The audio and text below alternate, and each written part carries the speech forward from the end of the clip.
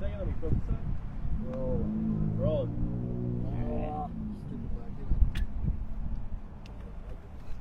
Is the lighting okay? Yeah.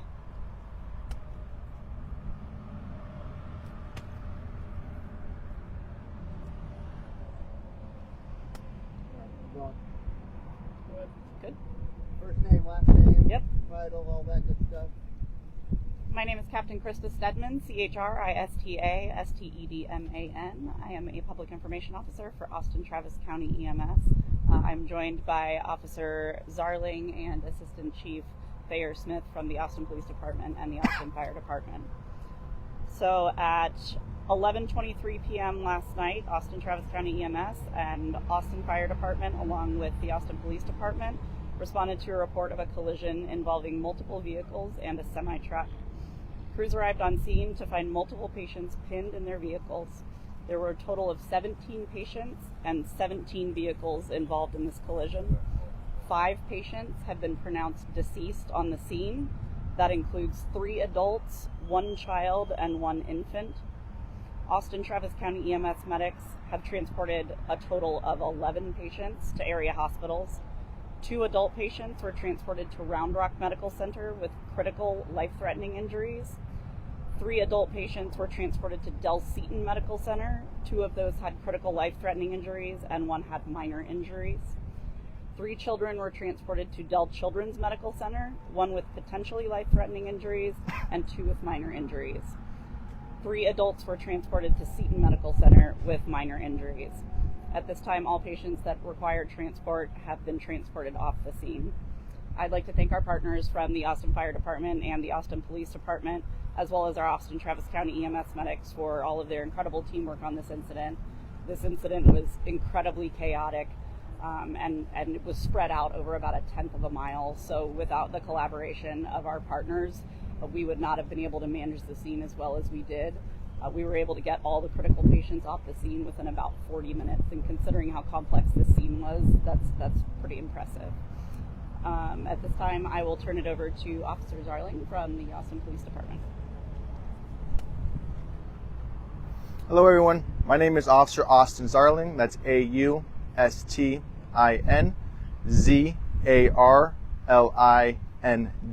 with the Austin Police Department Public Information Office. On March 13th at approximately 11:21 p.m., officers responded to the 12,900 block of North IH-35 proper southbound in reference to a crash hotshot call for service. This is a high priority call for service that requires an immediate police response, in which officers usually run lights and sirens to the call. And this call was responded to in a timely manner. Officers arrived on scene and located a very large and very serious collision on the proper with multiple vehicles involved.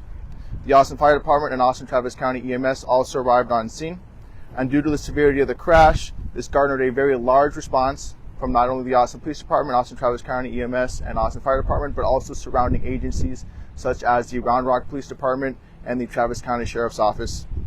As of right now, there have been 5 persons pronounced deceased on scene as a result of this collision, with multiple more injured.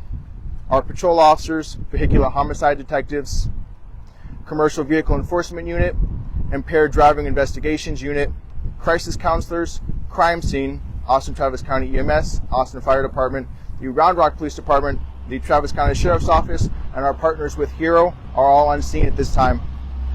Please note that this is a very large and very complex collision.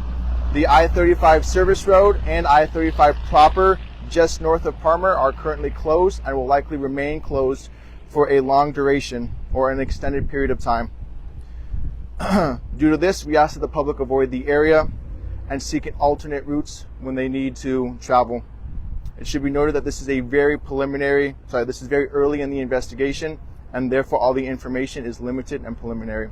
That's all the information that I have for you today. I'm just going to go ahead and pass you off to the Austin Fire Department. Can you just tell us where it starts, where you guys start blocking people off at? You know? Yeah, I believe it's north of here. I don't know exactly which cross street it is. Okay. But I don't know exactly right now, but I can go ahead and check for you and provide that to y'all later. I'm just going to go ahead and pass it off to him, and then we'll take questions after, okay? Perfect.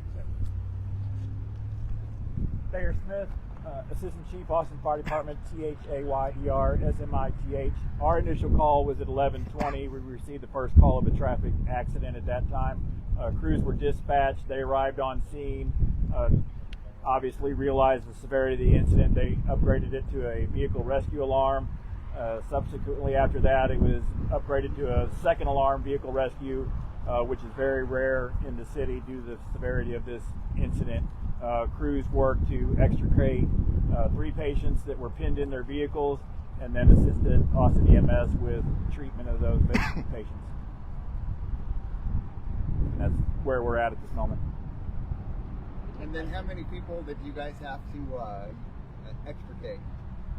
Believe we extricated 3 that were actually cut from their cars, and then we're going to come back later to assist with the rest of the scene once APD has completed their investigation. So how many units would you estimate were actually on the scene? Like police units? Police units, the fire units, and whatnot. I don't. Get in front of the mic.